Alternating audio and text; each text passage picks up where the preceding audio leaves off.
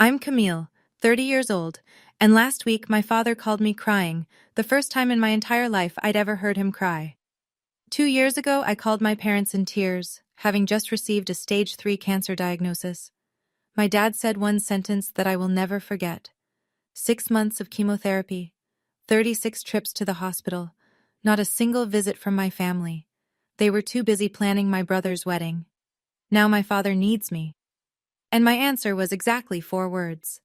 Before I continue, if you end up liking this story, please take a moment to like and subscribe, but only if you genuinely connect with it.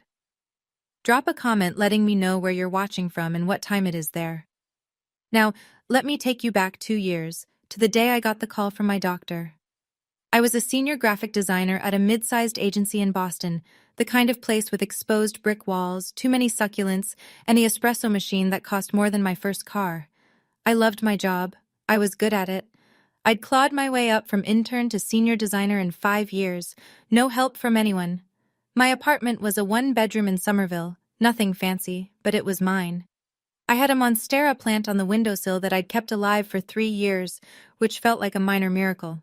I had a routine: coffee at 6:30, gym 3 times a week, dinner with my friend Harper on Thursdays. That Wednesday started like any other. I was in the middle of a campaign for a big client, some fintech startup with a deadline that made my eye twitch. My laptop was open, Slack notifications pinging every 30 seconds, when my phone buzzed with a number I didn't recognize. I almost didn't answer. I was in the zone, the creative flow. But something made me pick up. "Ms. Atwood? This is Dr. Patterson's office. We have your biopsy results." I remember the exact temperature of my coffee. Lukewarm, because I'd forgotten about it for an hour. I remember the way the afternoon light hit the glass partition of the conference room. I remember thinking, biopsy results shouldn't come with this tone of voice. "The results are back," the nurse continued. "Dr. Patterson would like you to come in tomorrow morning. Can you be here at 8 a.m.? My Starbucks cup sat untouched for the rest of the day. I didn't taste anything at dinner that night. I just kept thinking, they don't call you in for good news. The next morning, Dr. Patterson didn't waste time. "Stage 3 breast cancer," she said, her voice gentle but clinical. "The tumor is aggressive. We need to start treatment immediately." I sat in that sterile office with its framed diplomas and artificial peace lily, and I felt my body leave the chair. Like I was watching myself from somewhere near the ceiling. A woman in her 20s, still wearing the blazer she'd put on for work, hearing words that belonged in someone else's life. "Ms. Atwood? Camille?" I blinked. "Sorry, Yes, I'm here. Do you have someone who can drive you home?" I thought about calling Harper, but it was barely 9 a.m. and she had a shift at the hospital. My coworkers were acquaintances, not friends. And then, without thinking, I said, "I'll call my dad."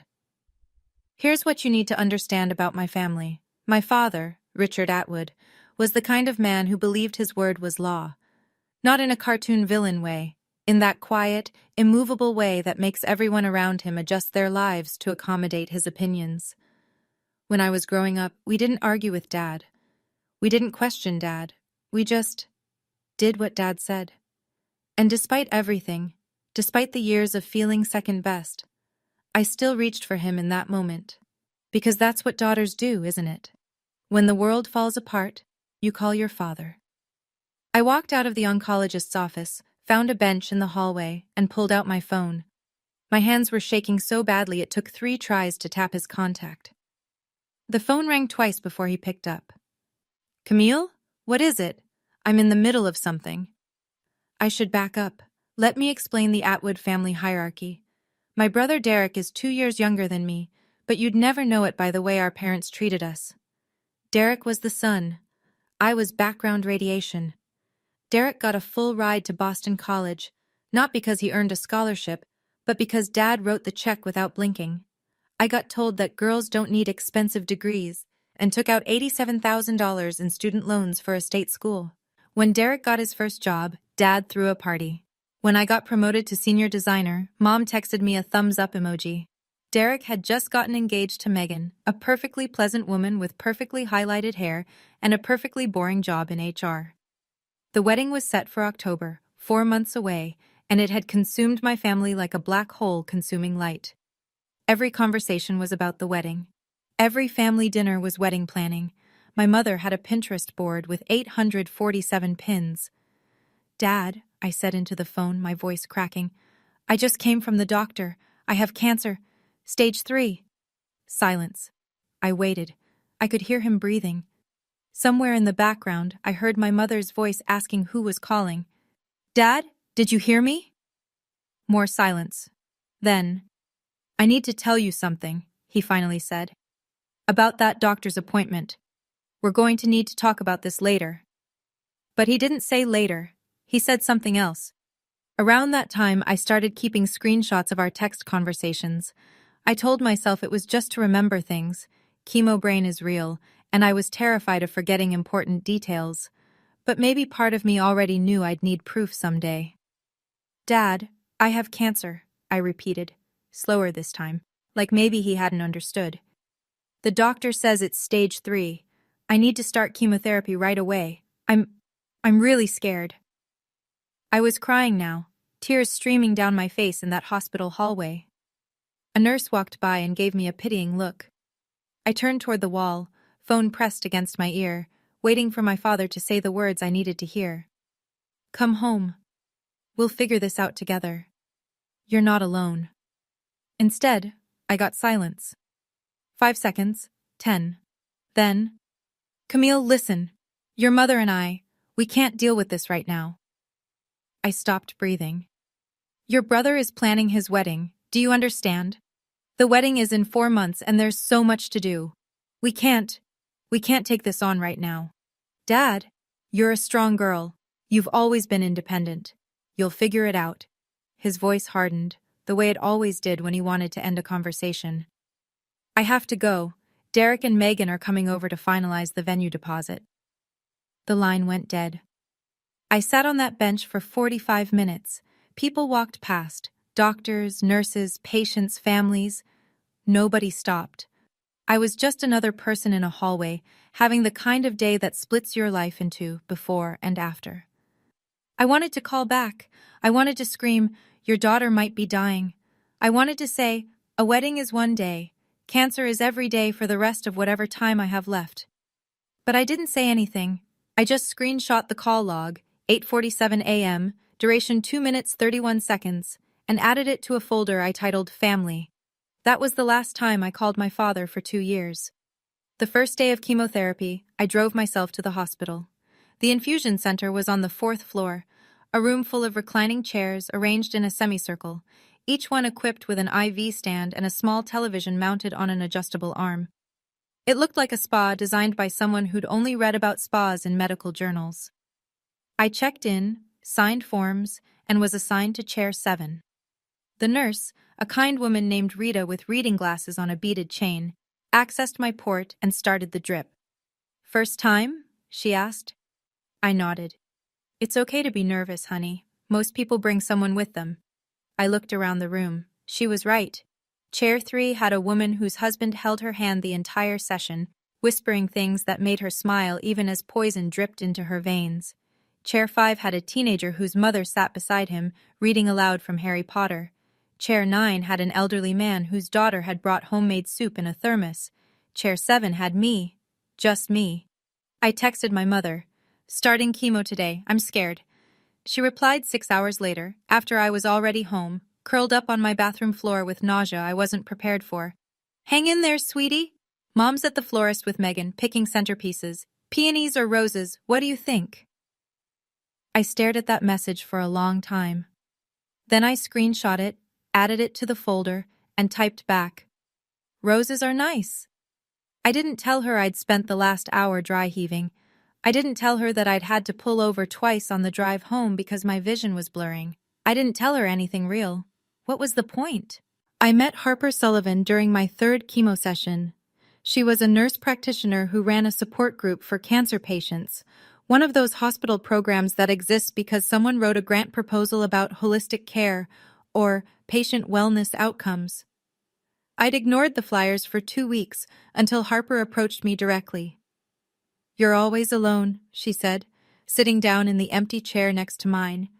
She had curly red hair pulled back in a practical ponytail and the kind of direct eye contact that made it hard to lie.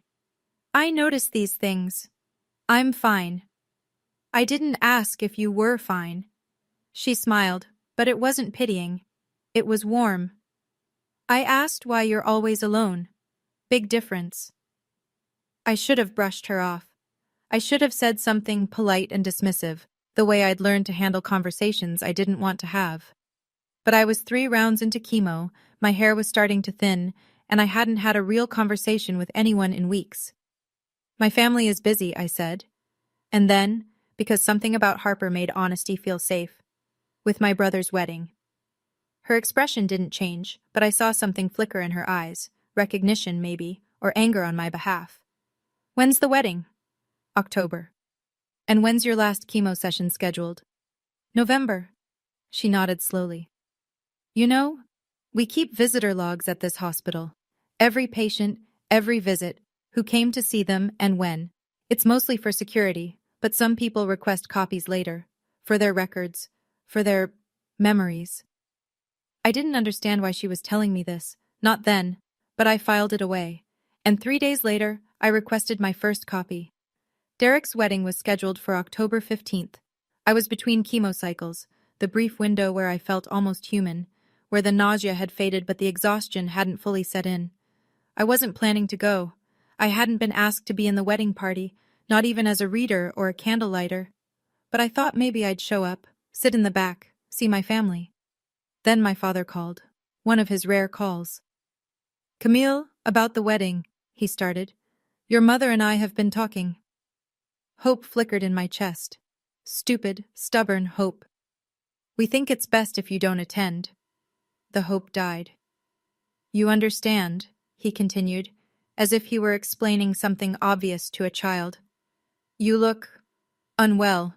You've lost weight. Your hair. He cleared his throat. It's Derek's special day. We don't want anything to overshadow it. Anything meaning me. Overshadow meaning remind everyone that his daughter was fighting for her life while they celebrated centerpieces and seating charts. I understand, I said, and I did. I understood exactly what kind of family I had. The wedding happened without me. I saw the photos on Facebook. My mother's post got 247 likes, while I lay in bed recovering from round 4. My father in his Brooks Brothers suit beaming. My mother in champagne silk, dabbing her eyes. Derek and Megan, golden and glowing, surrounded by 150 guests who had no idea the groom's sister existed. The caption read, "The happiest day of our family's life." I screenshot it, added it to the folder. Then I closed Facebook and didn't open it again for 6 months. Some things you don't need to see twice. 3 weeks after the wedding, the medical bills started arriving. My insurance covered a lot, thank God for my company's PPO plan, but a lot isn't the same as everything. After deductibles, co-pays, and the medications my plan considered non-formulary, I was looking at $47,000. $47,000 I didn't have. I sold my car. I canceled every subscription. I stopped buying groceries that weren't on sale, and when that still wasn't enough, I did something I'd sworn I'd never do again. I asked my father for help. Dad, I'm in trouble. The medical bills are more than I can handle. Could I borrow some money? I'll pay it back. I stared at that text for 20 minutes before sending it. My finger hovered over the button like it was a detonator. But I was desperate, and desperation makes you forget your pride. His response came 2 hours later. Your mother and I just finished paying for Derek's wedding. We don't have extra right now. Have you looked into a personal loan? Your credit should be good enough. I read it 3 times waiting for a follow-up. A sorry, or an I wish we could help, or even a we love you. Nothing came. $47,000. That was the price of my survival, and my family, who had just spent $80,000 on a wedding for my brother, as Derek had proudly mentioned to relatives, couldn't spare a dime. I screenshot the conversation. I added it to the folder. Then I applied for a personal loan with a 14% interest rate, because what other choice did I have? I'd be paying it off for years, but I'd be alive to do it. At least, I hoped I would be. The worst night came after round 4. My oncologist had warned me The cumulative effects of chemo build up, each round harder than the last. But nothing prepares you for lying on your bathroom floor at 2 a.m., shaking so hard your teeth chatter, while your body tries to reject every cell it contains. I lost my hair that night. Not gradually, the way it had been going, strand by strand, handful by handful, but all at once. I woke up to a pillow covered in blonde, the hair I'd had since birth, the hair my mother used to braid when I was small. I crawled to the toilet and vomited until there was nothing left. Then I kept vomiting anyway. At 2:47 a.m., I called my mother. The phone rang 8 times before going to voicemail. I called again. Voicemail. Again. Voicemail. At 3:15 a.m., I texted Harper. I think I need help. She showed up at my apartment 40 minutes later, still in scrubs from a late shift. She didn't say anything, just sat with me on the bathroom floor, held back what was left of my hair, and stayed until the sun came up. My mother called back at 10:23 a.m. Sweetie, you called last night? I had my phone on silent. Megan and I were at the spa. Post-wedding stress relief. You know how it is. A pause. What did you need? I looked at Harper, who was making me tea in my tiny kitchen. Then I looked at the bald patches on my head in the bathroom mirror. Nothing, Mom, it was nothing. Oh, good. Well, call any time. Love you. She hung up before I could respond. I screenshot the call log, and I understood, finally, what family meant. I know a lot of you watching might have been through something similar, abandoned by the people who were supposed to love you when you needed them most. If you're nodding right now, drop a "me too" in the comments. You're not alone. And if you're wondering what happened when my father finally needed me, keep watching. Because what comes next, I promise you won't see coming. But first, let me tell you how I survived. 2 years later, I was cancer-free. The day Dr. Patterson told me, "No evidence of disease, Camille. You did it." I walked out of her office and cried in the parking garage for an hour. Not sad tears, not even happy tears exactly. Just release. 2 years of holding my breath, and finally, I could exhale. A lot had changed in those 2 years. I'd been promoted to art director. Turns out, staring down your own mortality gives you a clarity that corporate America respects. My boss, Victor Reeves, had kept my position open during treatment, had let me work remotely when I could manage it, had never once made me feel like a burden. "You're talented," he said simply when I thanked him. Talent is worth waiting for. I'd moved too, sold my little Somerville apartment and bought a condo in Beacon Hill. Nothing huge, but it had a window that overlooked the Charles River and enough space for my monstera, which had somehow survived everything I had. I bought myself a navy cashmere scarf to celebrate my 1-year remission. It was the most expensive thing I'd ever owned that wasn't a medical bill. Harper and I were still close, closer than ever. We had dinner every Thursday just like before, but now she felt less like a friend and more like a sister.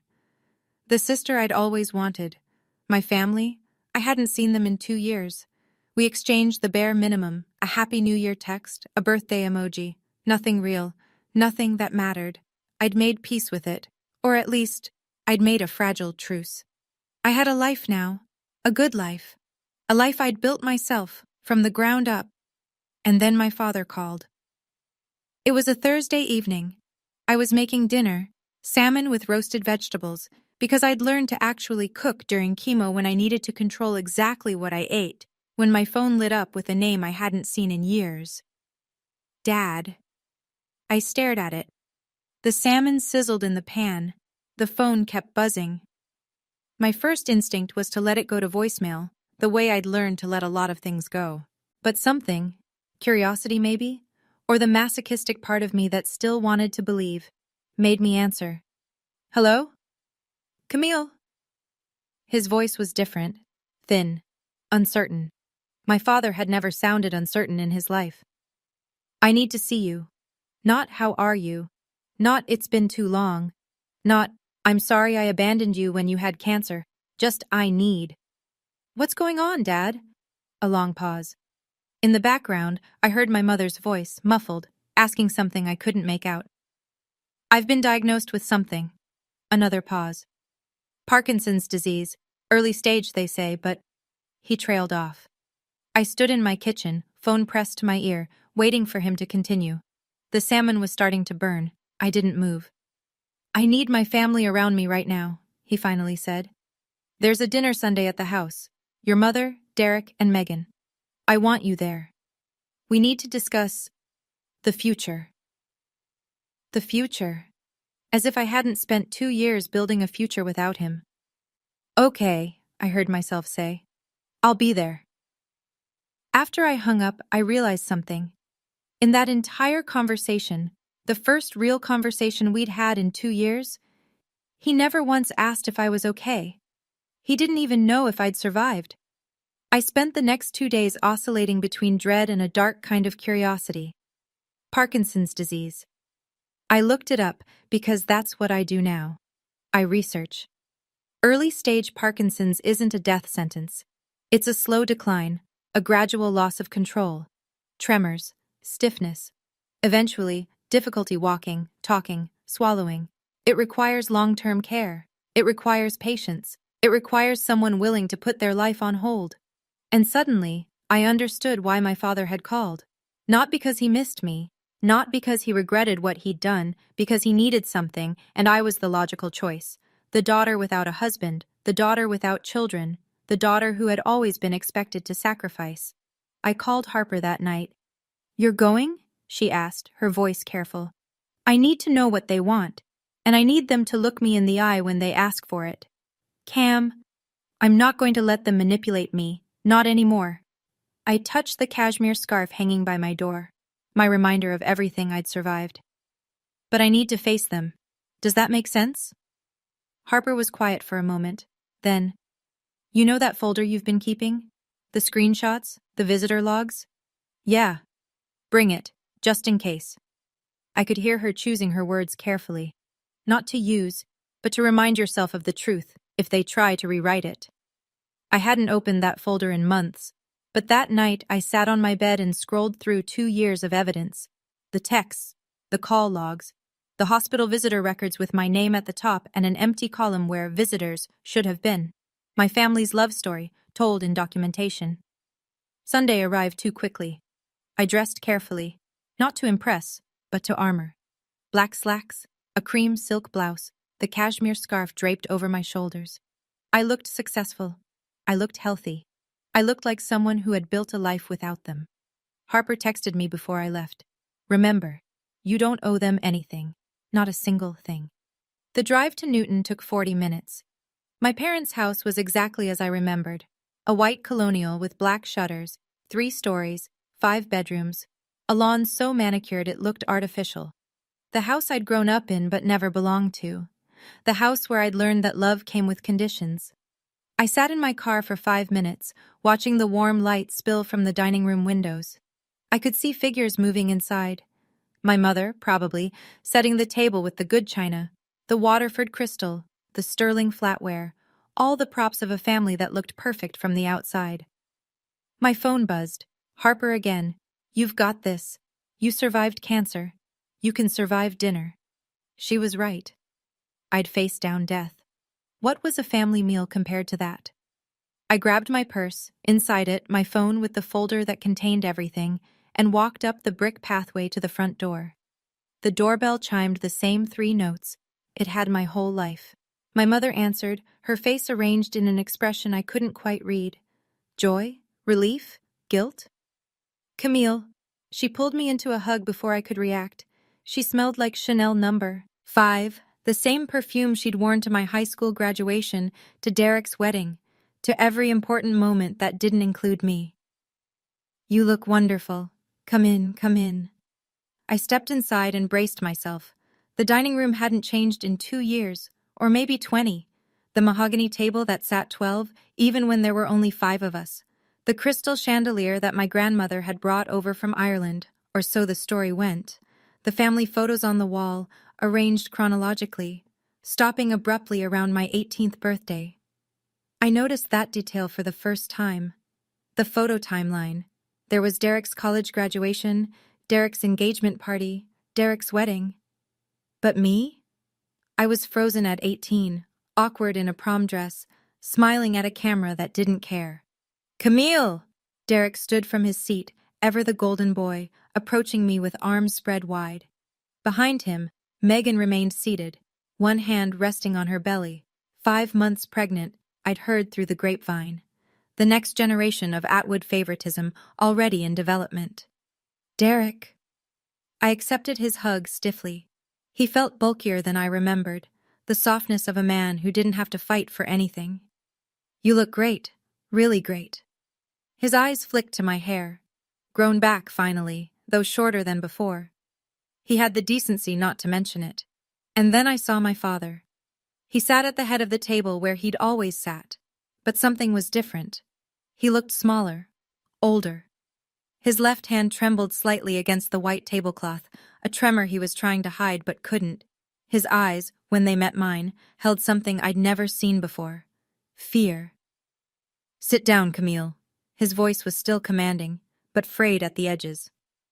We have a lot to discuss. I took the seat across from Derek, my back straight, my purse beside me on the floor. Inside it, my phone waited.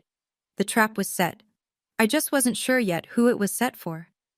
My mother served dinner, rack of lamb, roasted potatoes, green beans almondine, the same meal she made for every important family gathering. We ate in near silence, the scrape of silverware against china filling the void where conversation should have been.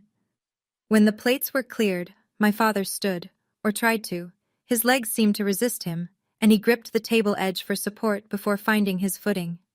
I'll get right to it, he said, his voice carrying the authority of a man who had spent 62 years never being questioned. You all know about my diagnosis, Parkinson's, early stage, but it's going to progress. The doctors say I'll need assistance, long term. He let that hang in the air. My mother looked at her hands. Derek shifted in his seat. Megan rubbed her belly. We've discussed it as a family. When, I thought, when was this discussed without me? And we believe the best arrangement is for someone to move back home, to help with my care. His eyes landed on me. Camille, you're the obvious choice. I felt the word obvious like a slap. Not best, not preferred, obvious. The leftover child, the one without a husband, without children, without anything important enough to prevent her from being useful. You work from home mostly, don't you? He continued. You don't have a family of your own? I've already had your old room prepared. It's time you came back and contributed to this family. Contributed. As if I'd been lounging around doing nothing while they ignored my cancer. As if the only thing I had to offer was servitude. Derek nodded, not meeting my eyes. It makes sense, Cam. I've got the baby coming, the job. You understand? I looked at my father, his trembling hand, his expectant face, and I smiled. You have a responsibility to this family, Camille. My mother's voice, soft but insistent. The voice she used when she wanted something but was too proper to demand it outright. Your father needs you. I've been working 60-hour weeks, Derek added, leaning back in his chair with the confidence of someone who's never had to justify his existence. And with the baby coming, Megan's going to need my support. I can't be in 2 places at once. I noticed he said Megan's going to need support. Not that he wanted to be there, just that Megan would need him. A convenient excuse. Megan herself stayed silent, her hand still on her belly, but her eyes were on me. There was something there, not sympathy exactly, but recognition, like she was watching a play she'd seen before and knew how it ended. Think about what you're asking, I said quietly. We're not asking. My father's voice hardened. We're telling you what needs to happen. You're the daughter. This is what daughters do. This is what daughters do. The words hung in the air like smoke. I felt my pulse quicken, felt the old familiar pressure to comply, to accommodate, to make myself small so everyone else could be comfortable. But that Camille was dead. She had died on a bathroom floor 2 years ago, alone, with a phone full of ignored messages and a family that couldn't be bothered to show up. Before I answer, I said, my voice steady despite the pounding in my chest, I want to ask you something, Dad. He looked surprised. People didn't ask Richard Atwood questions, they just answered his. When was the last time you asked how I was doing? Silence. When was the last time, I continued, you asked if I was even still alive? The silence stretched. My mother's smile had frozen. Derek was suddenly very interested in his water glass. Even Megan leaned back slightly, as if distancing herself from whatever was about to happen. "What are you talking about?" my father asked, but his voice had lost some of its edge. "I'm asking a simple question. You say I have a responsibility to this family. But when I was sick, really sick, fighting for my life sick, where was this family?" "Camille, that's not," my mother started. "No, I want an answer." I kept my voice calm. I'd spent 2 years learning how to stay calm when everything inside me was screaming. "Dad, do you even know if I'm still in remission? Do you know what my last scan showed? Do you know anything about my health at all?" Another silence. This one sharper. "You're sitting here," I continued, "looking perfectly healthy to me. Am I wrong?" My father's face shifted. Confusion first, then the beginning of something darker. "What do you mean, perfectly healthy? You said you had cancer, Dad. I had stage 3 cancer." I let the word land. I went through 6 months of chemotherapy. I lost my hair. I lost 15 pounds. I spent $47,000 out of pocket because you told me you couldn't help. My father's mouth opened and closed. For the first time in my life, I saw him speechless. "And here's the part I need you to understand." I reached for my purse, slowly, deliberately. My hands weren't shaking anymore. "I'm cancer-free now, 2 years in remission. But you didn't know that, did you? You never asked." I pulled out my phone. "You never asked because you didn't care." My father's face had gone pale. My mother was crying now, silent tears, the kind she always cried when she wanted to look fragile without making a scene. "That's not fair," she whispered. "We were dealing with the wedding and—" "The wedding?" I nodded slowly. Derek's wedding, which was important enough to plan, important enough to pay $80,000 for. Yes, I heard you bragging to Aunt Linda, but my cancer treatment wasn't important enough to visit. Not once, not one single time. Derek shifted uncomfortably. "Cam, we didn't know it was that serious. I called Dad the day I got my diagnosis. I was crying. I told him I had stage 3 cancer." I looked directly at my father. "And you said, and I quote, 'We can't deal with this right now. Your brother is planning his wedding.'" "I didn't," my father started. "Yes, you did." I unlocked my phone, opened the folder, and placed it face up on the mahogany table.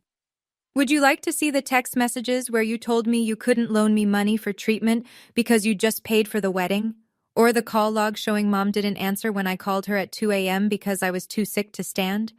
Or maybe you'd like to see my hospital visitor records?" I scrolled to the document. Lines and lines of dates, times, and one column that repeated the same word over and over. None, none, none. 36 hospital visits, I said. 36 chemotherapy sessions, 0 visitors. The room was absolutely silent. Megan's hand had dropped from her belly. She was staring at the phone, then at Derek, then at my parents. Something had shifted in her expression. My mother reached for the phone, then drew her hand back. "I didn't," she started. But there was nothing left to say. I slid the phone toward the center of the table. The screen glowed in the soft chandelier light, displaying my hospital visitor log, a document I'd requested 3 times over 2 years, each time hoping the next page would show a familiar name, and each time being met with emptiness. "You can look," I said. "All of you. I'm not hiding anything." My mother was the first to reach for it. Her hands trembled as she scrolled through. Months of entries, dates stamped in institutional font, my name at the top like a patient ID number, and that devastating column, visitors, none, none, none. "I don't understand," she whispered. "Why didn't you tell us how serious—" "I did tell you." I pulled up the screenshots. Here's where I texted you my chemo schedule, and here's where you replied asking about roses versus peonies. Here's where I asked Dad for money, and he told me to get a loan. Here's where I called you 23 times over 6 months, and you answered, twice. Derek grabbed the phone from my mother, scrolling through the evidence. His face had gone a grayish color I'd never seen before. Megan leaned over his shoulder, reading, her jaw tight. "This is—" Derek shook his head. "This can't be right." "It's right." I took a breath. "Every screenshot is time-stamped. Every visitor log is official hospital documentation. This isn't my opinion, Derek. This is what happened. This is what all of you did. I looked at my father. He hadn't moved. His trembling hand was pressed flat against the table, as if he were trying to steady himself against something more than Parkinson's. I don't need anyone to apologize, I said quietly. I just need you to remember this. Remember it when you ask me what I'm going to do next. If you're thinking I was too prepared for this, you're right. I was. Because when you've been betrayed by the people who were supposed to protect you, you learn to protect yourself. You learn to keep receipts. You learn that feelings can be denied, but documents can't. Hit that like button if you believe that sometimes the truth is the only weapon you need. And stay with me, because my 4 words are coming. The silence that followed was the loudest sound I'd ever heard. My mother was crying openly now, not the performative tears of earlier, but something rawer. Her mascara was running, leaving dark tracks down her cheeks. I didn't know, she kept saying. Camille, I didn't know. You knew, Mom. You just chose not to see. Derek was still holding my phone, scrolling back through the screenshots like he was looking for something that would prove them all innocent. He wouldn't find it. My father finally spoke. This is the past. His voice was rough, the authority cracked. What's done is done. What matters now is the present. I'm sick, Camille. I need help. We need to move forward. I almost laughed. Almost. Forward, I repeated. You want to move forward. Yes. Whatever happened then? He waved his trembling hand dismissively, as if my cancer were a minor scheduling conflict. We need to focus on what's happening now. I need a caregiver. You're my daughter. Megan cleared her throat. It was the first sound she'd made in 20 minutes. Richard, she said, her voice carefully neutral, did you know about any of this? The hospital visits? The money she asked for? My father didn't answer. He knew.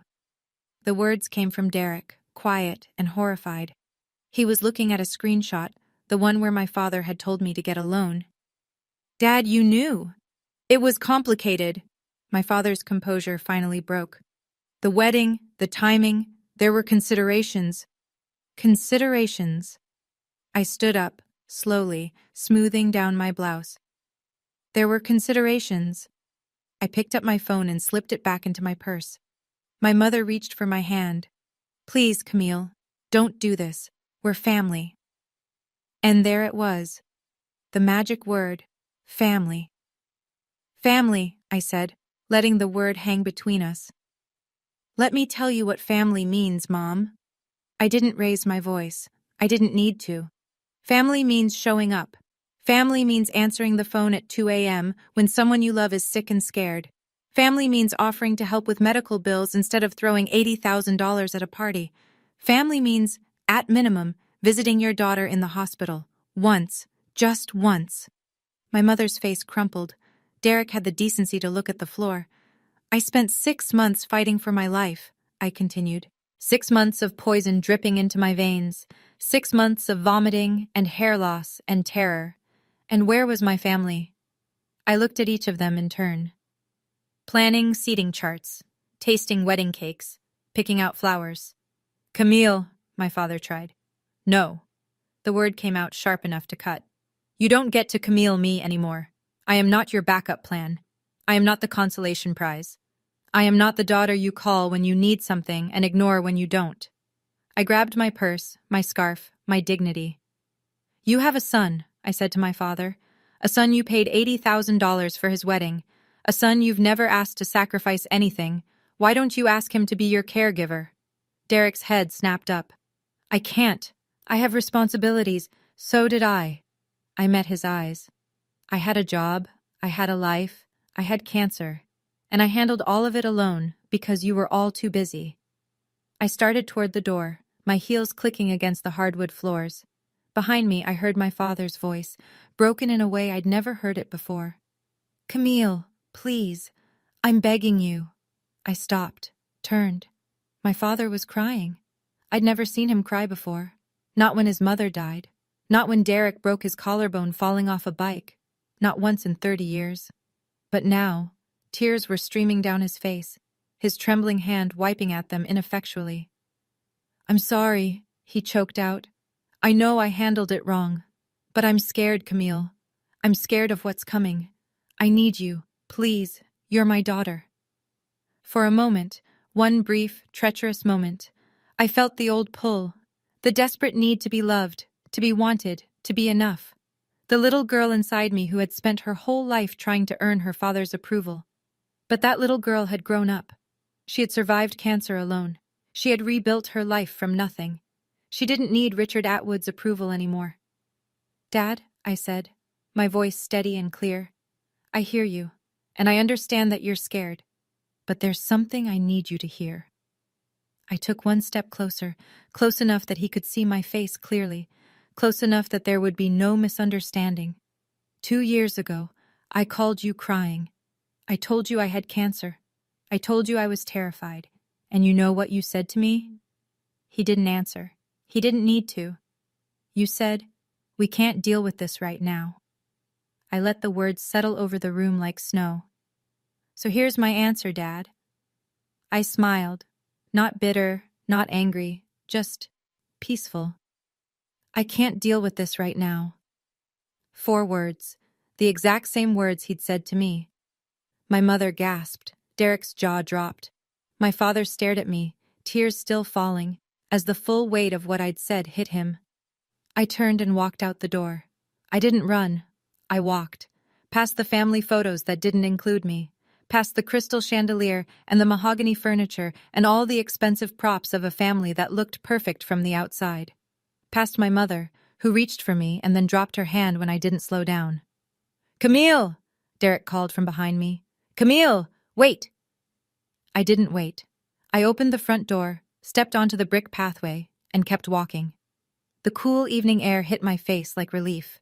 My car was where I'd left it, still parked in the driveway, waiting. Behind me, I heard the door open again, footsteps on the pathway. My mother's voice, high and desperate. "Please don't do this. We're your family. We love you." I stopped at my car door and turned. "Mom," I said gently, "family doesn't leave you alone to die. And love isn't something you only offer when you need something in return." Her face crumpled. For a moment I felt something. Not guilt exactly, but a kind of grief. For the mother she could have been. For the relationship we might have had if things were different. "Goodbye, Mom." I got in my car, started the engine, adjusted my mirrors. In the rear view I could see them. My mother standing on the pathway crying. My father in the doorway supported by Derek. Megan behind them all, her hand on her belly, watching me go with an expression I couldn't read. I pulled out of the driveway, onto the tree-lined street, and I didn't look back. Not once. The cashmere scarf was soft against my neck. The road ahead was clear. And for the first time in 30 years, I felt like I could breathe. I was finally free. 1 week later, my mother called. I answered, not because I owed her anything, but because I was curious. And maybe, just maybe, because some habits die harder than others. "Camille," her voice was tired, older than I remembered. "I wanted you to know what's happening here." "Okay." "Derek has had to take a leave of absence from work." She paused. "Your father. His condition is progressing faster than they thought. He needs daily assistance now. Meals, medication reminders, help getting dressed." I listened without commenting. "Derek is doing it. He didn't have a choice. With Megan pregnant, they couldn't afford a full-time caregiver, and your father refused to consider a nursing home." Another pause. "Derek missed an important project. His supervisor wasn't happy. There's talk that he might be passed over for the promotion he was expecting." I thought about Derek, golden boy Derek, who had never been asked to sacrifice anything.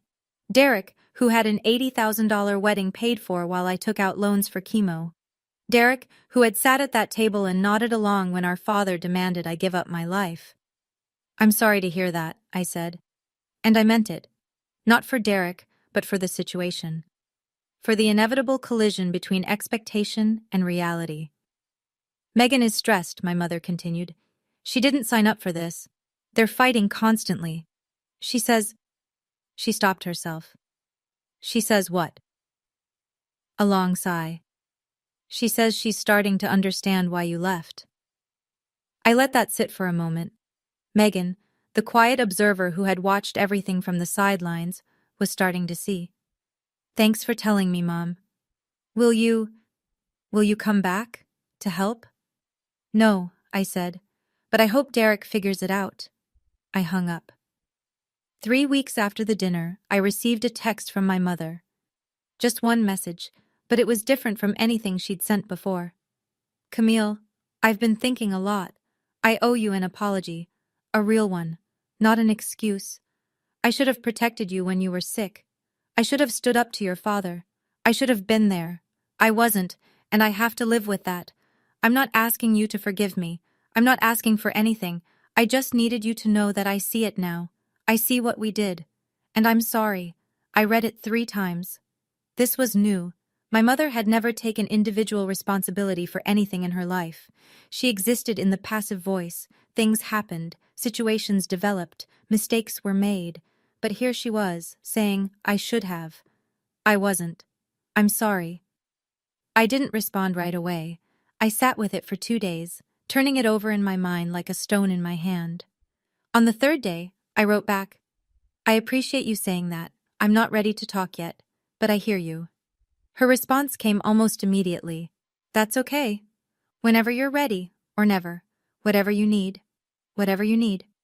4 words. Completely different from the 4 words I'd been given 2 years ago. I showed the messages to Harper over dinner that Thursday.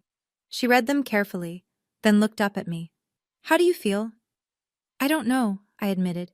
Maybe a little hopeful, but cautious, very cautious. That's healthy. She reached across the table and squeezed my hand. You don't owe her forgiveness, Cam, but you're allowed to accept an apology too. I know. I smiled. I'm learning. The letter arrived 2 weeks later. It was handwritten, shaky, uneven, the penmanship of a man whose hands no longer obeyed him. The envelope had my name spelled out in careful, trembling letters. Camille Atwood. I almost didn't open it. I carried it around in my purse for 3 days, taking it out occasionally and putting it back, until Harper finally said, Just read it. The anticipation is worse than whatever's inside. She was right. I opened it on a Thursday evening, sitting alone in my apartment with a glass of wine and my Monstera plant as a witness. Dear Camille, I am not good at this. At apologizing, at admitting when I was wrong. Your mother says it's pride. Maybe she's right. I failed you. Not because I didn't know better, but because I made a choice, your brother's happiness over your survival. And I will have to carry that for the rest of my life. I am not asking you to come back. I am not asking you to forgive me. I know I don't deserve either. I only wanted you to know that I see it now. I see what I did. I see the daughter I pushed away, and I see the woman she became without me. You are stronger than I ever was. I lost you, not because of Parkinson's, but because I wasn't the father you needed. I'm sorry. Those words are not enough, but they are all I have. Your father, if you still allow me that title, Richard. The handwriting wobbled across the page, each letter a small battle against the tremors that would eventually take everything from him. I folded the letter carefully and placed it in my drawer. I didn't write back, but I didn't throw it away either. Harper came over the next day. I showed her the letter, the first person I'd shown it to, the first person I trusted enough to see me process something this complicated. She read it slowly, her expression thoughtful. When she finished, she set it down on the coffee table between us. How do you feel? I don't know. I curled my feet underneath me on the couch. Sad, I think. For him. For what he's losing. For what we could have had. But not guilty? I thought about it. Really thought about it. No. Not guilty. I picked up my wineglass, turned it in my hands. I used to feel guilty for everything. For not being good enough. For not trying hard enough. For not being the daughter he wanted. But I've learned something in the last 2 years. What's that? That some people will never love you the way you need, no matter what you do. And that's not your failure, it's theirs. You can't pour yourself empty trying to fill a cup with a hole in the bottom. Harper smiled, her eyes bright. That's pretty wise. I learned it the hard way. I took a sip of wine. I'm not going to rush forgiveness. Maybe I'll get there someday. Maybe I won't. But I'm not going to force it just because he's sick, or because it would make things easier for everyone else. And if he gets worse? If he… She didn't finish the sentence. Then I'll deal with it when it happens. But I won't set myself on fire to keep someone else warm, not anymore. I looked at the letter, still sitting on the table. That's my boundary, and I'm allowed to have it. Yes, Harper agreed. You absolutely are. 6 months later, I was still cancer-free. Dr. Patterson had used the word thriving at my last checkup, which seemed too optimistic for someone like me, someone who had learned to brace for impact. But maybe she was right. Maybe I was thriving. I'd been promoted again. Creative director now, with an office that had a window overlooking the Boston skyline. My Monstera plant had made the journey with me, thriving in the better light. I'd hired 2 junior designers and discovered that I actually loved mentoring people, guiding them through the challenges I'd faced alone. I was dating someone. His name was James, and he was a high school history teacher with kind eyes and a terrible sense of humor. He knew about my cancer, about my family, about all the ways I'd been broken and rebuilt. He didn't try to fix me. He just showed up, consistently, the way people who love you are supposed to. Harper and I still had dinner every Thursday. She'd started dating someone too, a surgeon from her hospital, a woman named Elena who laughed at all of Harper's bad jokes. We were building a life, all of us, together. The family we chose. My mother texted me every few weeks. Short messages, mostly. Thinking of you. Hope you're well. I responded sometimes. Not always. We weren't close, and maybe we never would be. But we were something. A work in progress. My father's Parkinson's had progressed. He'd finally agreed to a part-time caregiver, paid for out of the retirement fund he'd been hoarding. Derek visited twice a week now. Duty, I assumed, not love. But maybe that's all some families have. I hadn't seen them since that dinner. I wasn't sure I ever would again, and I was okay with that. If you're watching this, if you've made it this far, I want to talk to you directly. Maybe you're in the position I was 2 years ago. Maybe you're lying in a hospital bed, or sitting in a waiting room, or crying in a stairwell because the people who were supposed to love you have made it very clear that you're not their priority. Maybe you're wondering if it's your fault. If you were different, better, easier, less needy, they would show up for you. I spent 28 years believing that. And then I got cancer and I learned the truth. Some people will not show up no matter what you do. You could be dying, literally dying, and they would still find something more important. That's not a reflection of your worth. That's a reflection of theirs. Here's what I want you to know. You are allowed to set boundaries. You are allowed to protect yourself. You are allowed to say no to people who only reach out when they need something. You are allowed to build a family out of the people who actually love you, even if they don't share your blood. Forgiveness is a process, not a performance. You don't have to forgive on anyone's timeline but your own. And if you never forgive, that's your right too. Nobody gets to tell you how to heal. Those 4 words I said to my father, I can't deal with this right now. They weren't revenge. They were a mirror. I held up his own words and let him see what they felt like. Sometimes that's the most powerful thing you can do. Tell the truth. And sometimes the truth sets you free. I'm sitting in a coffee shop as I finish this story. My favorite spot, the one with the good lattes and the big windows overlooking the street. It's a Thursday afternoon. Harper will be here in an hour for our weekly dinner. My phone is in my pocket. Inside it, there's still a folder called Family. All those screenshots and visitor logs and evidence of the worst time in my life. I don't look at it much anymore, but I keep it, just in case. Outside, the city is moving. People walking, cars honking, life happening. I'm part of it now, not watching from a hospital bed or hiding in a bathroom, but really living. 4 words changed everything, not because they were clever or cruel or even satisfying, but because they were true. I'm Camille, 30 years old, cancer survivor, And I've learned something that took me way too long to understand. Family isn't blood. Family is who shows up when you need them most. And sometimes, the most loving thing you can do for yourself is walk away from people who never loved you back. Thanks for listening. Take care of yourself. Really, I mean it. If this story resonated with you, here are the lessons I carry with me every day. 1. You don't owe anyone your sacrifice if they weren't there when you needed them. 2. Keeping records isn't about revenge. It's about protecting your own truth when others try to rewrite it. 3. Boundaries aren't selfish. They're self-respect. If you're still here, thank you. That means more than you know. Hit subscribe if you want to hear more stories like this one. Drop a comment and tell me, have you ever had to set a boundary with family? What happened? And if you want more, check the description. There's another story waiting for you there. Until next time, take care of yourself.